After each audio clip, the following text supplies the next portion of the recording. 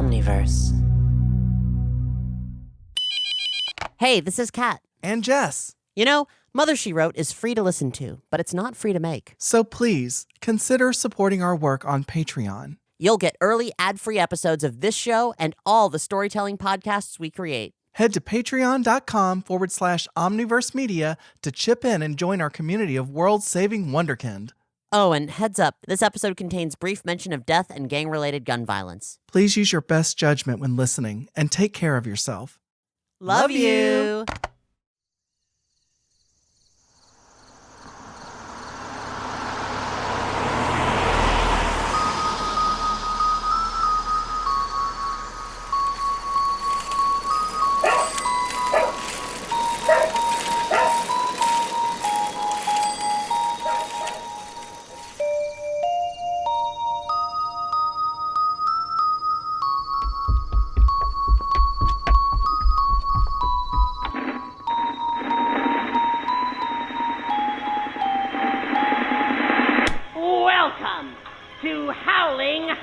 Okay, this is crazy, but you should do that. Sometimes that kid, at the very least, try being apathetic. I don't know how I feel about that. See, you've already got the hang of it. Tonight on Unresolved Mysteries, the story of George and Maria, a young married couple who disappeared mysteriously from their home in 1908. 2 years later, suddenly as he left, George returned alone. Once a renowned journalist, he became a recluse and an inventor, studying strange energies. He never told anyone where he'd been, what he had done, or what became of his missing wife. It happened in this house, in the quiet town of Podunk. George and Maria's children returned home from school to find their house empty. Their parents vanished without a trace. This was the last in a series of strange happenings preceded, they say, by a dark shadow hovering at the summit of distant Mount Itoi. Ninten, what did I tell you? Mom, I don't want you watching our family be slandered on TV. But everyone else will. They're gonna be talking about us. And like always, you're going to ignore them, young man. But Mom, what happened with Great-Grandpa?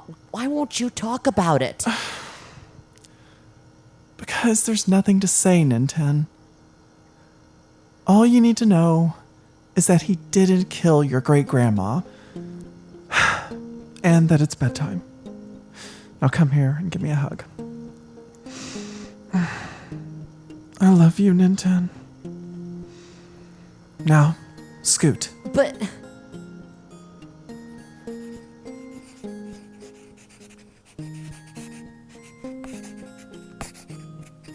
Friday, April 1st, 1980. Dear Diary, I don't get it. Mom talks to me about everything, but she won't talk to me about this. She's been so weird lately, and it's been worse ever since that TV crew tried to interview us. I've never seen her so mad or heard someone say, "Mind your own beeswax," so threateningly. It sounded like a cuss. All she'll say is that Great-Grandpa George didn't kill Great-Grandma Maria. But she won't say a word about the other stuff people say. Like how he was investigating a bunch of disappearances and weird stuff happening around town when they both disappeared. How, when he came back, his hair was all white. And the cloud. I've seen her watching the cloud over Mount Itoi. A big, dark cloud hovering at the top, just like people say happened back then, before everything. When I ask her about any of it, she says I'm going to give myself an asthma attack. But I'm not scared. I just want to know. I know she knows something. She looks really worried when she looks at the cloud. But last time I asked her about it, she said it was probably the TV show using a smoke machine to spook people. Whoa! Hey!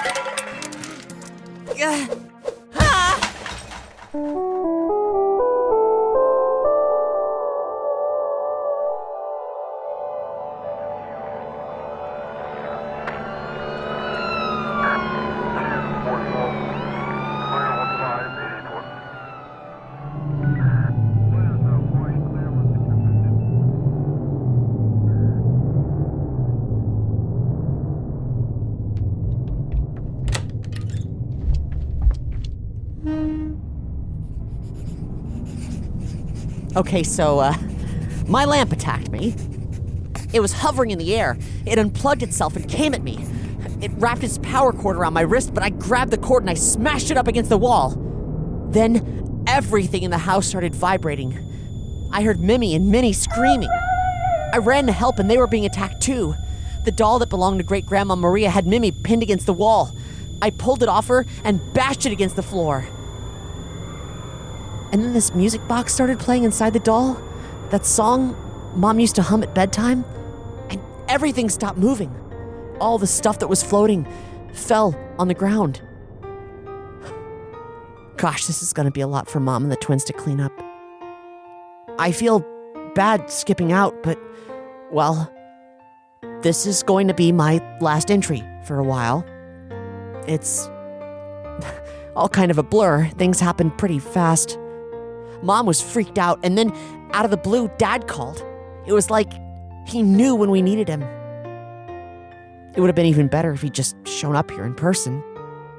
But anyway, he called what happened a poltergeist. It's like a big paranormal disturbance where stuff moves around like it's being controlled by something else. Just like what Great-Grandpa was investigating. But that's the other thing.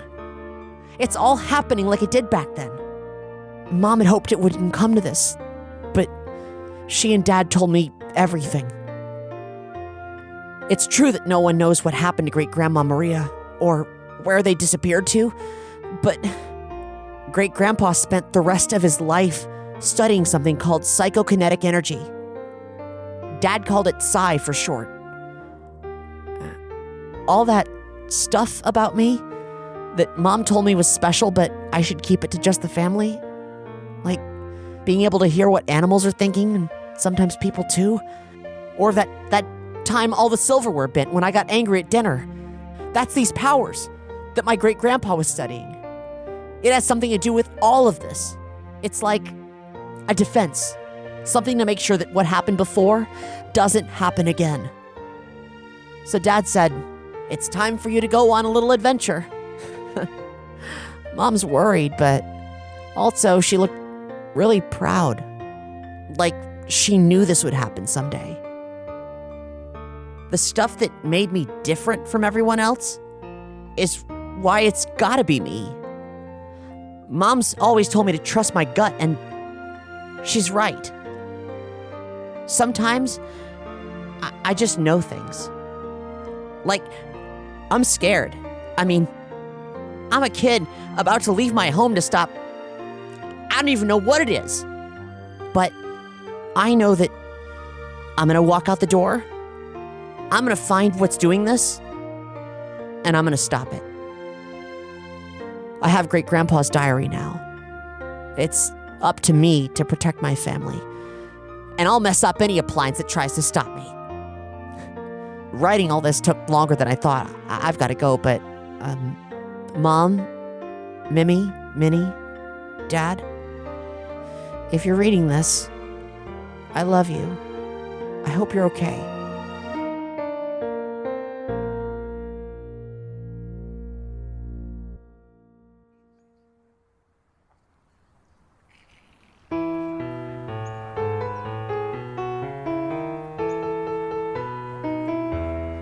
Dear Mother, hopefully, by the time you receive this letter, Podunk will have been saved by yours truly. But in the meantime, Mom, please don't go outside. Things are really weird out here. People's brains are messed up. Mr. Patchouli, the hippie who sells those bracelets at the farmer's market, he attacked me. And the birds and stray dogs, I had to fight some of them. But, Great-Grandpa was right. The psychokinetic energy, I can feel it. When someone's not right, I can kind of hypnotize them, make them fall asleep. And when I get scraped up, I can make my wounds heal a bit. It's like I'm talking to my body and asking it to stitch itself back together. And I think I'm a government employee now. I'm not sure. I met Mayor Goodman. I heard he was looking for a brave man. So, since I'm a professional adventurer now, I went to City Hall. I leaned on my bat, looking real cool, and said, "Mr. Mayor, I'm your man." I think he was really impressed. My friend from school, Pippi, the tomboy with braids, she's missing. Mayor Goodman heard she was in the cemetery and told me I'd be a hero if I brought her back home. By the time you get this letter, maybe I'll be on TV for having saved her. The thing is, though, Mom, I don't want you to worry, but I'm pretty scared. I saw a dead person today, and I know you told me not to talk to strangers. I just kind of need to now, for clues. There was this skinny guy who started talking to me, and before I knew it, he was clawing at me with these long nails. He was cold and he smelled like dirt. It was a zombie. I mean, a real zombie. People were saying around town that the dead were coming back to life, and I thought, well, maybe they were a little loopy like everyone else, but it was real. I fought him, and when my bat crashed into his head, he was all brittle and his whole body turned to dust. This didn't happen when Great-Grandpa and Grandma disappeared, right? I think it's really serious this time. Like, whatever happened before, that was just a test. And this is the beginning of something really serious. But I've got this feeling, like, I'm not alone. I know you and Mimi and Minnie and Dad are here, but there's other people too. Maybe other people like me out there. And I'm scared, but Great-Grandpa sacrificed a lot so I could be here. I'm not gonna let him down. I'm not gonna let you down. And I'm not gonna be like Great-Grandpa. He pushed his family away. Me? I miss you already. And I'm gonna write you every step of the way, Mom. And I promise I'll visit as often as I can. When things get tough, I can hear you. Like when you're helping me with my homework, but won't give me the answer. Or when you let go of my bike for the first time. I'm out there on my own, teetering, but you say, "You can do it, kiddo." And I can. Love, Ninten.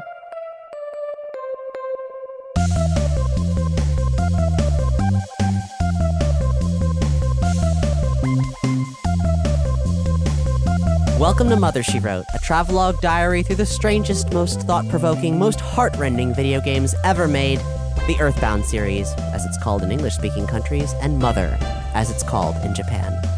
This is the story of the first game in that series, EarthBound Beginnings.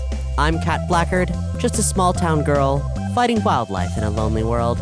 And with me is my simply smashing co-host, Jessica Mudd, and by wildlife, I assume you mean the extremely dapper crows, bats, and other critters roaming around Podunk. Well, yeah, and Wally the farmer. That guy is a real animal on a Saturday night. Or Friday afternoon, as it turns out. I mean, seriously. One moment, you're just a kid relaxing in his bedroom, and the next, your house is shaking, dolls and furniture are attacking you, and your neighbors are turning into zombies. School's out forever. If you haven't listened to episode 0, I'd highly recommend it. We discuss a broad overview of the series, the release dates, the fan culture behind it, as well as our own relationships with these games, which might help with the context of what Jess and I are about to discuss here. Maybe, kind of, sort of, who knows. But it'll give you a full perspective behind the scenes, beyond just the story that appears in the game. The first thing that I'm very excited to address here, because we haven't talked about it yet. Jess, you've played EarthBound before, but now you've gone back and started playing EarthBound Beginnings. What do you think?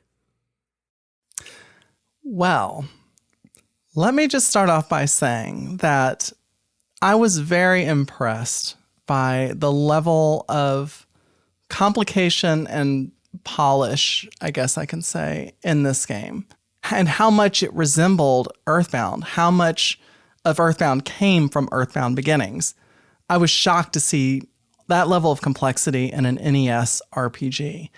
Just because the other games that I'm comparing it to are like Final Fantasy and Dragon Warrior, games that I played back on the NES. And to see something that very closely resembles a Super NES game was really, it caught me off guard. I was not expecting that. The overall level of presentation, the music, the graphics, the sound effects, everything just, it seemed like it really kind of reached a level that was vastly superior to a lot of other NES games that came out around that same time. Now, I know that EarthBound Beginnings is sort of, they've refined it a little bit. They did a translation for it, an official translation, and they added some quality of life improvements to it as well. But I don't think they really changed any of like the graphics or music or anything like that. Well, they did censor some of the graphics, but they didn't change the music. The game that you've played in 2022 is the game that was translated by Nintendo of America in the late 80s. That is just wild to me. It really is. Because EarthBound came out in the United States in 1995. And the first Mother game came out in Japan in 1989. And there's so much that is advanced about EarthBound Beginnings that I was really impressed by it.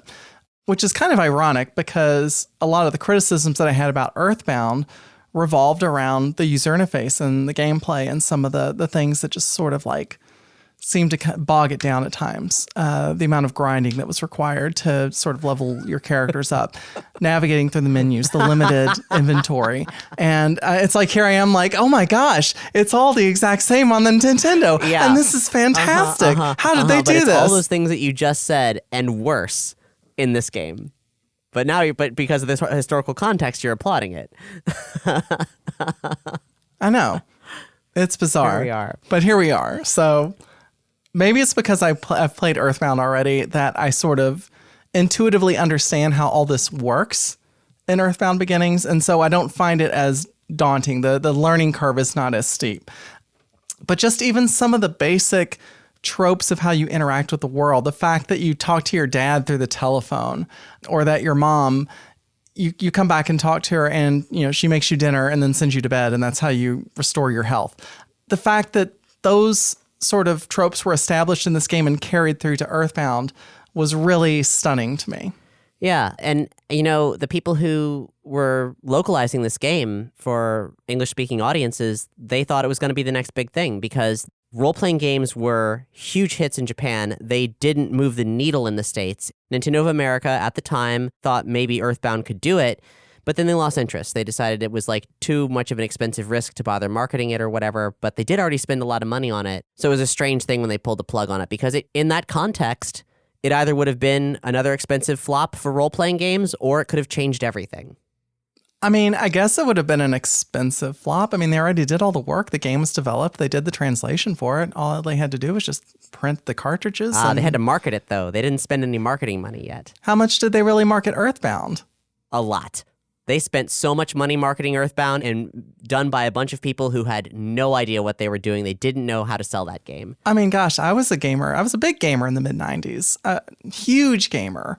And the first that I ever learned about EarthBound was in Super Smash Brothers. So how did they spend that much marketing on it and not reach somebody like me? You don't remember opening GamePro magazine and seeing that scratch and sniff ad? Like that said, like, in big letters, "This game stinks"? No, I don't remember that. And I had and I read GamePro religiously. So I don't know. Something about it just didn't land.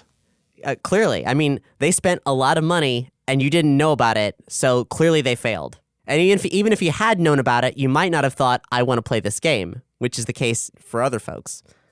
I don't know. Maybe I was just already inundated with other game media or something, because I can't really explain it. I was very in tune with gaming culture, and the Super Nintendo is my favorite console of all time. So it's like, how did I miss this? I don't know.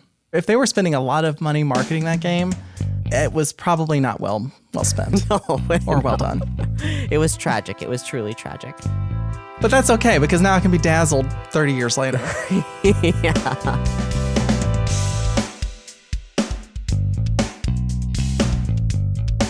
EarthBound Beginnings. We are going to make a lot of comparisons to EarthBound because that is the game that the world over more people have played. And here's a comparison I like to use a lot, an analogy.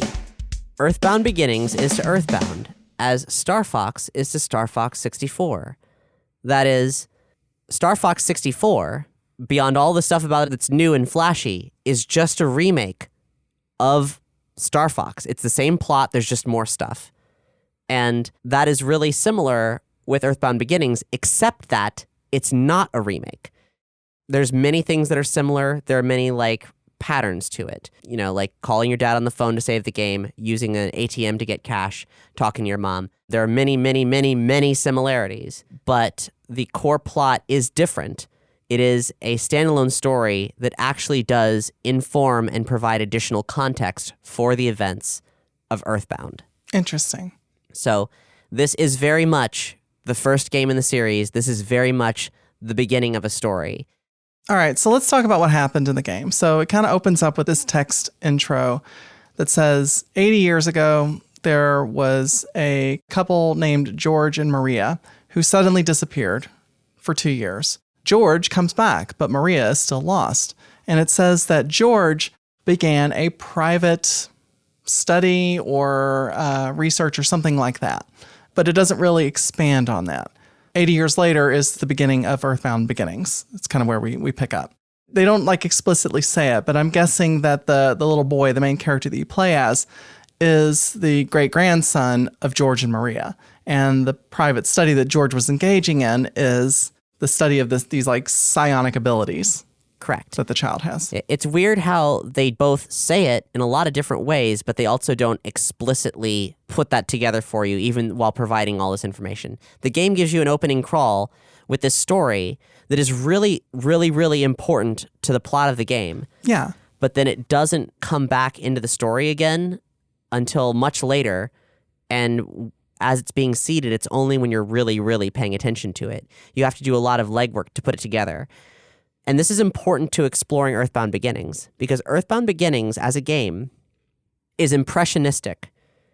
It is as big a game as EarthBound in terms of the scope of what it was trying to say and do. But because of the technological limits of the game itself, you only get fragments of it. It implies a great deal, but there's two pieces of media that exist outside of it that help give it the full expansive nature that EarthBound has.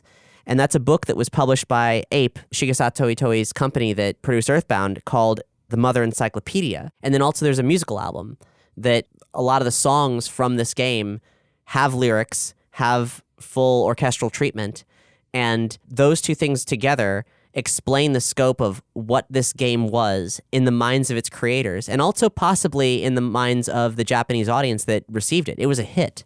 And you happen to have a copy of that book, right? I do indeed, yes.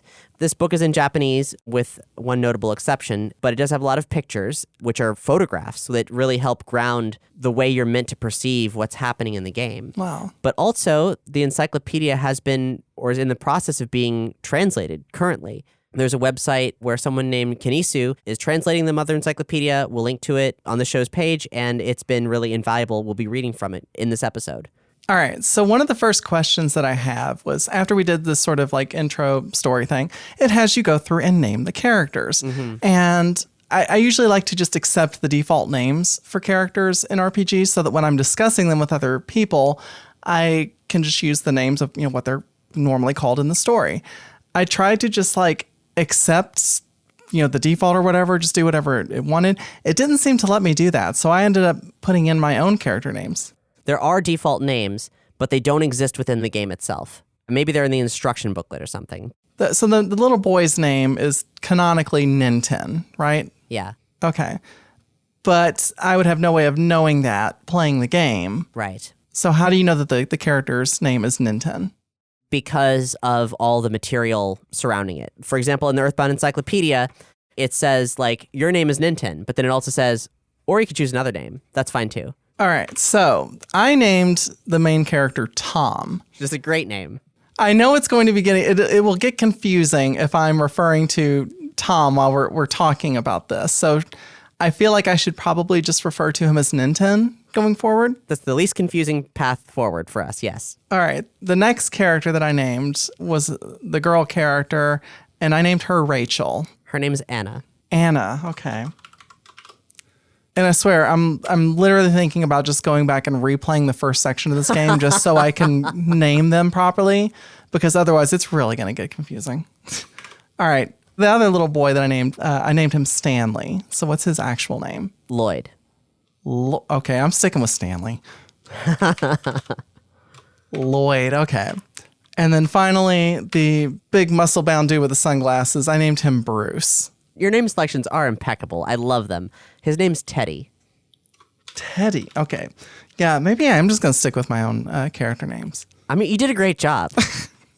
Thank you. Well, but what was your favorite food? My favorite food? Oh, yes, of course, because you got to put food. Well, my favorite food is pizza, so that is, what I put in. My favorite food, as we discussed in episode 0, is also pizza. However, I was so charmed by how many letter slots you get to I mean, because Nintendo games, older NES games are notorious for not giving you long spaces to insert in names and stuff. But they gave you so many characters, and I was like, wow, this is so much real estate. I wonder if I could fit in okonomiyaki, or as they would call it in Ranma 1/2, Japanese pizza. Fantastic. And it fit exactly. Wow. But the default favorite food is prime rib. Prime rib, okay. But you wouldn't know that unless you read the supplemental material. Exactly. So, is that flawed? Yes, it is flawed. But I'm not sure that there's another video game from this era that does this. Another video game that has so much supplemental material that expands canonically what is in the game and helps ground it. That's highly unusual. All right, so after I named these characters, I started off in my bedroom, like I said, and I just kind of experimented around a little bit, kind of learning the controls. So you're telling me that the run button was not in the original version of this game? Nope. Wow. Can you imagine? And you know what? I never used it again after that moment, after discovering it. Really? I remembered. Yeah. Wow. I don't know. I guess I was just taking in all the scenery, but... You are pretty chill. I also noticed that you didn't set your battle screen text speed in the options menu. Wait, there's you can do that? You can make it go much faster. Oh my gosh, yes, I need to turn that on. Okay, thank you for telling me that. That's very good to know.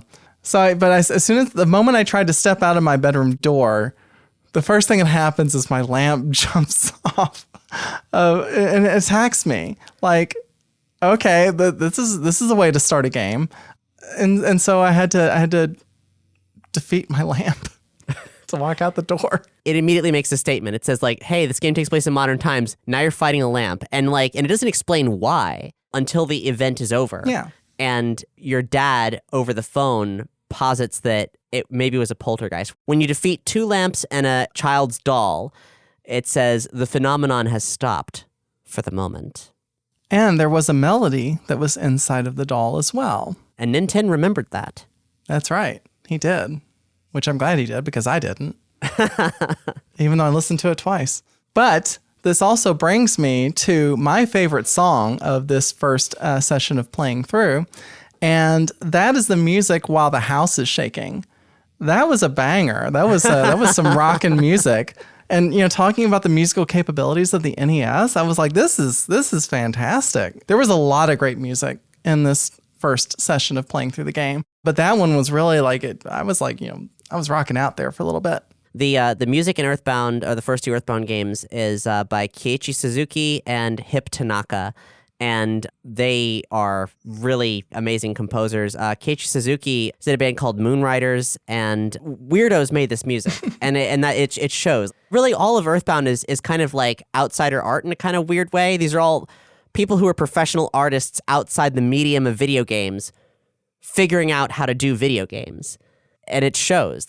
Nothing about this is normal. Fantastically absurd. Yeah, it's so much cooler for it.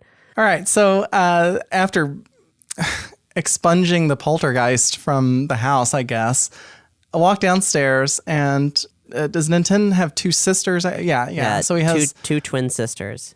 2 twin sisters. Okay. So his other twin sister was downstairs and his mom was downstairs kind of guarding the door because I guess she didn't want you to walk outside until you had talked to Dad on the phone. And this was when my favorite moment of dialogue happened during this first playthrough. And that was when Mom said, "I wish your dad were here now. Maybe." Right. Like, what does that mean? Yes. And, it's like, okay, well, maybe I wish your dad were here, but I don't know. Maybe not sure about it. It's like he might just make the situation worse. I have so many questions about that translation. I don't know what the answer to it is because they could be two unrelated lines. It could be like, "I wish your dad was here." And then like she starts having a thought like, maybe he'll come back, or maybe it was a poltergeist, maybe it could mean a lot of things. But according to this book, Ninten's dad left when he was 5 years old on what he assumes is like a business trip or something. So the twins were born, Ninten's 5. Immediately following that, father would end up going to some faraway place, probably job-related. Like, that's all you know. Probably job-related. He still calls. Yeah. He still, has a regular relationship there, but your dad's a phone. Like, that's Dad. And that stays consistent through EarthBound as well. Yeah. And what that means and what it says and what it is talking about is the subject of constant fan discourse. Constant fan discourse. Yeah, I mean, the mystery of Ninten and Ness's dads and, who they are, what them being gone all the time means, what their relationship is, what it is they're doing. That is a source of, speculation. What does it mean meta-contextually? What might it mean actually in the plot of the game? Got it. I see. So Dad tells me that there are some items in the basement that could be beneficial to me, but he doesn't remember where he left the key. So that's the first thing that I need to do is to find that key. And it just so happened to be on the collar of the dog who was outside that I went up and said hello to. And I misread the text when I was playing through the game because I thought it was saying that you can't talk to animals. And I was like, there's this dog that's walking around on 2 legs. You seriously telling me that, I can't talk to this dog or whatever. But anyway, I understand now that you actually can talk to animals, and the dog seems very friendly, and he had the key around his collar. So there's a lot of interesting things about Ninten. It explicitly states essentially that Ninten is telepathic. The only psychokinetic ability that you have early on in the game is telepathy, and you can talk to different species. So you can talk to your pet dog, Mick, and he tells you where the key is. And I love that. Something about Ninten having that power makes me think about Good Vibrations by the Beach Boys. And I feel like even though it's not explicitly stated, the Beach Boys do have a presence in the Mother series. And I feel like this idea of a psychic child talking to his household dog feels like maybe from that same cultural fabric as Good Vibrations. So then I took the key inside, I unlocked the basement door, and I went down there, and I found a plastic bat, GGF's diary, which I assume was great-grandfather's diary. Correct. And then also some bread. Basement bread. Which, if it's been down there for 5 years, because, if Dad didn't remember where he left the key, and he's been gone for 5 years, then that bread's been down there for a while. Well, I'll tell you what, as soon as I left my house, that bread was gone.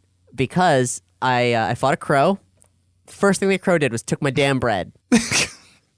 Oh, those thieving crows. Well, you know what? He can have the basement bread. I want to do an aside about the bread because the bread is an interesting item. It is both a life recovery item. You can eat it, but you can also use it. What? You can leave a trail of breadcrumbs and then return to where you came from using the bread. What? Really? Yeah. So what, you create a set point with the bread and then you go somewhere else and then you use it again and it's you just zip back to it? Well, it's been a long time since I've played the game and I'd love to tell you how the bread works, but unfortunately the crow took it so I haven't used it again. Well, that'll be an experiment for a future game session. So I'm looking forward to figuring out how bread works. Although, I don't know, the crow may have taken mine as well. The crow stole something from me. Ninten's 12, by the way, so his dad's been gone for 7 years at this point. Wow. All right. 7-year-old basement bread. We can do better, and we do better. But don't ever say our dad didn't give us anything. So I set out, and then immediately got attacked by a hippie, which also had some really good music. That hippie was rocking. And he tried to use a bullhorn to trick me into thinking that my mother was calling for me. This is one of the things that I love about the Mother games is that the enemies that you fight, sometimes they'll just do nothing. Sometimes they will take an action that hurts themselves. It's really kind of random. And it always has like very interesting flavor associated with it, like the hippie's bullhorn. The battles are text-based, but they're all really character-driven. Yeah. Like, none of these creatures exist in a vacuum just to be a punching bag exactly. Like the Mr. Baddies who you encounter later on. Mr. Baddie gets confused. When Mr. Baddie gets confused, Mr. Baddie can hit himself. Yeah. And that's so strange. You have to deal with these like eccentric entities that don't behave in ways that you can necessarily anticipate unless you figure it out. And Mr. Baddie insists on an honorific. That's true. The hippie is my favorite enemy of this section of the game for the reason specifically of the bullhorn saying that your mother's calling you. But a runner-up is the crow and the zombie gangster. But the thing about both those characters is both those characters were censored in the US release. So they're much cooler enemy designs in Japan. The zombie gangster is covered in bullet holes, like bloody bullet holes. Wow. And the crow, first of all, the crow's wearing high heels. The crow's wearing pumps. Yeah. And has a feathered wing, like extended towards you. Mm-hmm. That crow's smoking a cigarette. Oh. That's a cigarette smoking crow wearing pumps. That's a street walking crow in your neighborhood, stealing my bread. So that's a working crow. Yeah. Basically, this poltergeist thing happens, and a state of mass hysteria descends across the countryside. Things are not right. This poltergeist event was not just Ninten's house, like a lot of people are affected by this, and you get this in dialogue from the game. And the fact that you're fighting farmers like Wally and the hippies and so forth, and that when you beat them in battle, it says that they return to their senses. Like, these are people who maybe they're being perceived like by the game as like weaker-minded people or something, people who have fallen under the influence of whatever's going on here. And when they talk about the zombies, there's a woman in town that implies that maybe someone or something is controlling them. The zombies themselves, they're not mindless, like speechless zombies. They talk. They antagonize you. They pretend to be normal people and attack you. Yeah. There's a normal human in town who can mistake you for a zombie. He asks, "Be honest, you're a zombie, aren't you?" And if you say yes, he says, "Oh, there's no cure for being a zombie," and then he runs away. But if you say no, he asks you, Are you human? Yeah. And then he says something that's like really, this would have been so revolutionary in 1990 when this game would have come out in the States. He says, "You see, don't tell anybody, but I'm so scared I wet my pants." Which is my favorite line of dialogue in there. Wow. Body humor like that was unheard of in video games. Like, it's all over EarthBound, but it would have been nutso if that happened in 1990. But actually, you mentioned Wally a little bit ago. Wally is actually my favorite enemy of this section of the game. Because it's just, I don't know, it was like so random. It's like you're out walking around and like here's this dude with his overalls and a pitchfork and he's just like, "I don't like kids. We're going to fight now." And you just like wallop the crap out of him. Then he comes back later and it's like you do it again and it's like, well, I just got beat up by a 12-year-old. I guess I'll go back to work in the fields now. Wally was probably already adversarial, and the fact that like something is going on screwing with people's brains is just exacerbating what was already there. But we showed him. The first point of conflict, once you get out in the world, your dad says that like something's going on, you got to get your great-grandfather's diary and so on and so forth. But like the first point of conflict is a little girl's missing, Pippi. Right, yeah. So as part of the Mother Encyclopedia, there is a fold-out newspaper that happens to be in English. It's the only part of the thing that's in English. And it's called the Mother's Day Times because all of the town names are changed between the English and the Japanese versions. Podunk is called Mother's Day. All the towns are named after holidays. Really? American holidays specifically. And I love this, and I'm really bummed out that they changed it in the English version. I think that it's much more interesting as Mother's Day. Yeah. You can't win them all. But there's a thing here. It says it's an article on the front page of the newspaper. "Little Pippi missing. A 7-year-old girl, Pippi, living in the suburb of Mother's Day, has not returned home since last Wednesday, and her parents have asked police to search for her. According to her mother, Lindgren, little Pippi was wearing a pink one-piece dress and yellow socks and tying her hair with a yellow ribbon when she left her house. The investigation has been progressing slowly, partly because Miss Lindgren has been quite upset, repeating, "What shall we do?" 256 times in response to the police inquiry. The only helpful clue so far is the report by a man who saw a little girl like Pippi at a South cemetery. You can tell that this is not particularly ironclad English. Yellow socks found near the True Cream Zoo yesterday were not long and have since proved not to be hers. Because, of course, Pippi is a reference to Pippi Longstocking. So if the socks aren't long, then they ain't Pippi's socks. Here's something I think is interesting about Podunk. It seems like it's a slightly more metropolitan town than Onett is in EarthBound. It has a department store, for example. Like, maybe they're comparable in size. According to the encyclopedia, it's still kind of a small town. It was developed as a commuter town for people who work in the neighboring town of Thanksgiving. Now it's a popular tourist city where the main industries are agriculture and sightseeing. The town's slogan is, "Let's make this a town that makes you want to whistle."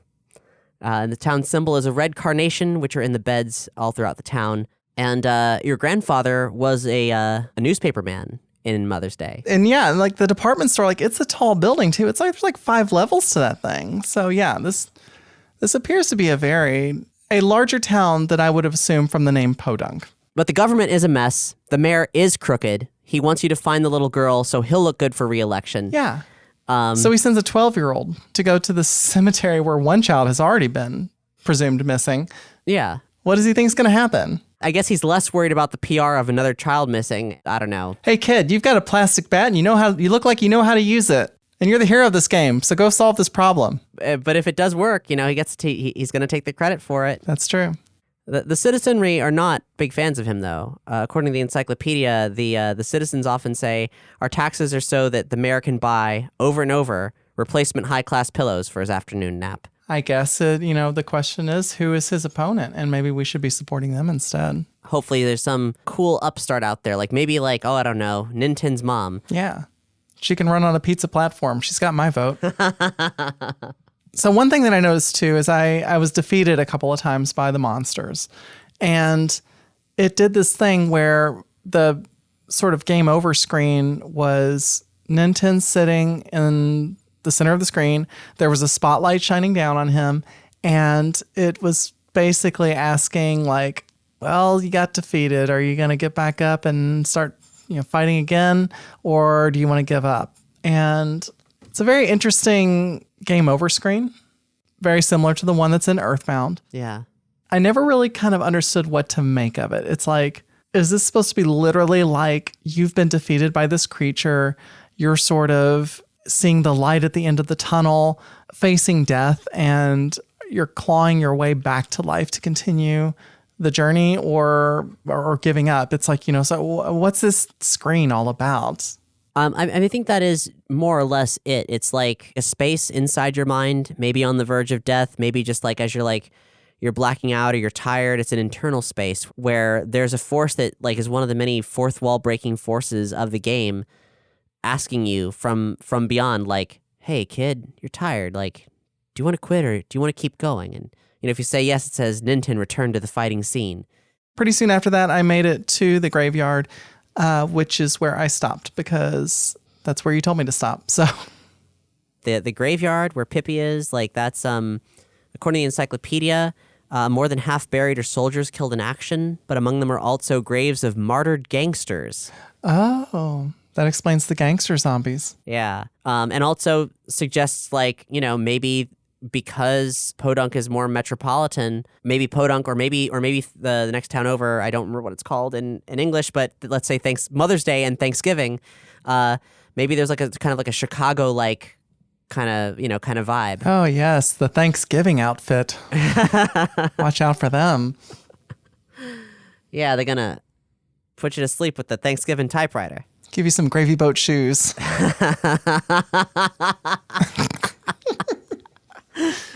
The first time I got killed was the first time I was fighting a zombie, and I was like, oh, okay, I've got to get back to leveling. There are times in EarthBound and EarthBound Beginnings where you do have to actively grind. But I think if you're committed to exploring the region and you walk around, generally I've found that if you just do a good job of staying alive and fighting the enemies, you will just naturally get where you need to go in terms of trajectory. Yeah. I did start working towards a goal, though, because there was a wooden bat at the department store, and I was like, I want to upgrade my weapon. Yeah. So I fought until I got that $500 that I needed to get there, which didn't take too much. So I entered the graveyard at level 6 with a wooden bat. Wow. I thought about going for the wooden bat, but I was in a hurry to get to the graveyard. My favorite piece of music, which I'll say in closing, is the overworld music, which is called Pollyanna, I Believe in You. It's a really fun, jaunty tune, and on the Mother album, it has vocals sung by Catherine Warwick. I think when you listen to the album version, it really gives a sense of like Shigesato Itoi wrote a movie. EarthBound is a movie or a television series in the form of a Nintendo role-playing game. And it has a book's worth of like background material, and it has a soundtrack that's like professionally produced. And that wasn't uncommon at the time, like doing like special versions of soundtracks in Japan for video games. But there's a scope here. There's a scope and a gravity here that is what happens when you give a creator carte blanche to create a world.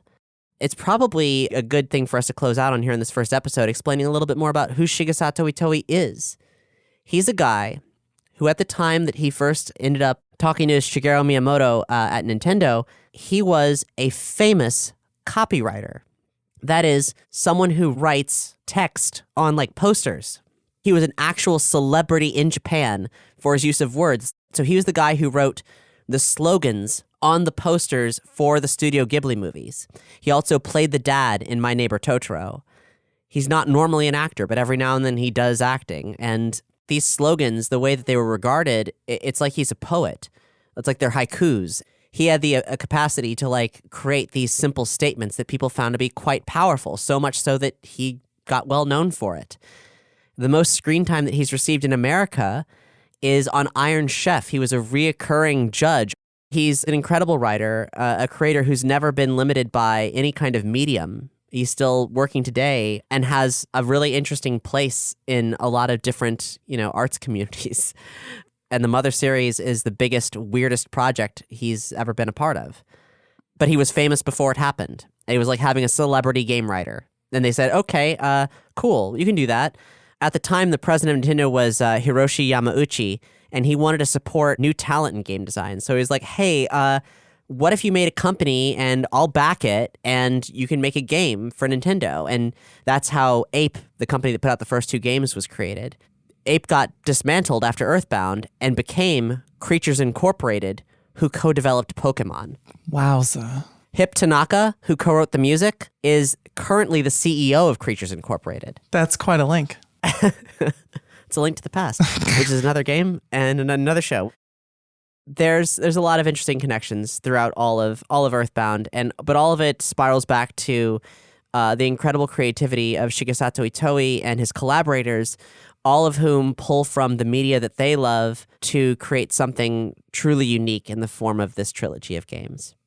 Something else that I noticed too is that in most RPGs, when you defeat an enemy, you collect gold off of them or loot or money or whatever. But EarthBound Beginnings does this a little bit differently. You don't really sort of accumulate money from defeating enemies, but rather you have an ATM card and your father puts money into your account that is based on the enemies that you're defeating or how much progress that you're making. Yeah. And so, before you can get that money, you have to go find an ATM machine and withdraw it, and then you can go spend it. What's Dad doing here? Is he just like... In the encyclopedia, he says, the Earth's crisis will take money. I guess that's just his perspective on it, He's there for you whenever you need him. Yeah. He wants to make sure that you've got the funds you need. But, Dad wants to see you kick some ass. And if you kick some ass, then he gives you money. So, sure. Okay. Well, who am I to argue? It is strange, though. Like, where is he? What is he doing? Yeah. How's he keeping track of how many neighbors you're beating up? Yeah, I think it's because you're telling him. You call him on the phone and you tell him. Oh. Oh, you tell them about what you did. Okay. Yeah. I mean, it's weird because, obviously we're doing this podcast, Mother, She Wrote, but the one character that we can confirm that you're talking to all the time and literally telling them about what you're doing is calling your dad on the phone. But the game's called Mother, and the only, the biggest on-screen relationship that you have on an emotional level is with your mom, because your dad is just I don't know, it's weird. It's a weird relationship. Well, that brings up a good point. Why is it called Mother? It's called Mother in that it's about the planet, the world we live in, and it's a sci-fi story, so the perspective of the planet itself is a rather important one. When you zoom out to an astro level, then saving the world and seeing our world as it is rather important. But the core reason, and I don't have this quote in front of me right now, so I'm going to paraphrase, is there's a John Lennon song called Mother, with the lyrics, "Mother, you had me, but I didn't have you." And Shigesato Itoi said that he wanted to name the game Mother because he loved the heartache of John Lennon singing about the mom he never knew. The way he screams the word mother. He thought that word in isolation was extremely powerful, and that's what he wanted to evoke with the title of his game. Wow. And that's the kind of depth that this series is about. That's the kind of cultural references and passion that are baked into even the most unassuming aspects of it. There's so much more than just what is presented on the surface level of this game. Like any good piece of art, learning more about it and discovering where it came from is also part of the art. And that's why we're doing this show. I'm Kat. I'm Jess. And that's all she wrote.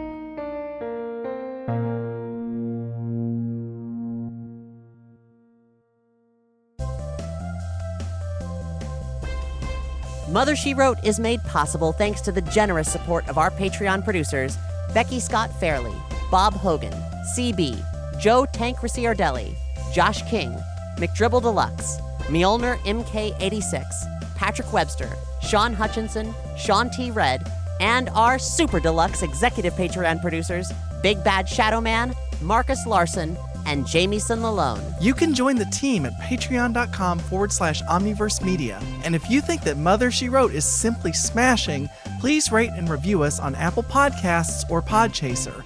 And be sure to subscribe via your favorite podcast player. This series is recorded and produced in Orlando, Florida and Louisville, Kentucky, on lands stolen from their indigenous people, the Timucua and Seminole, and Shawnee, Cherokee, Osage, Seneca Iroquois, Miami, Hopewell, and Adena. Acknowledgement of the first peoples of these lands and the lasting repercussions of colonization is just the beginning of the restorative work that is necessary. Through awareness, we can prompt allyship, action, and ultimately decolonization. For links to aid indigenous efforts and to learn more about the First Nations of the land where you live, visit omniverse.media/landback. Mother, She Wrote is written, produced, and performed by me, Jessica Mudd. And me, Kat Blackard. Our original score is composed and performed by Jess, and this episode features additional voices by Doug Banks and Charlie Hondrick. Special thanks to Kanisu for his invaluable work translating the Mother Encyclopedia. Find a link to his translation, other media we referenced, and full episode transcripts at mothershewrote.earth. Mother, She Wrote is not affiliated with Nintendo, Shigesato Itoi, or any rights holders of the Mother and EarthBound intellectual properties. Please play the game's official Nintendo releases.